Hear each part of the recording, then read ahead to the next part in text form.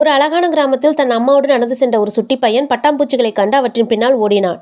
அதனால் அவன் வெகு தூரம் வந்துவிட்டான். யாருமே இல்லாத அப்பகுதியில் சிறுவனின் அழுகுரல் மட்டுமே எங்கும் ஒலித்தது. அப்போது அவ்வழியே வந்த ஒரு உழவன் சிறுவனின் அழுகுரல் கேட்டு அவனிடம் சென்றான். "நீ யாரு? எதற்காக இங்கு தனியா நிக்கிற?" என்றார்.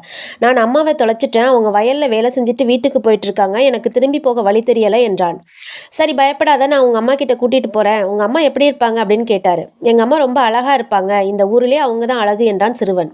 சிறுவனை அழைத்துக் கொண்டு ஊரை நோக்கி சென்ற உழவன் எதிரில் மிகவும் அழகான பெண் நடந்து வருவதைக் கண்டார். உடனே, "தம்பி, இவங்க ரொம்ப அழகா இருக்காங்க. இவங்க தானே உன் அம்மா?" என்று கேட்டார்.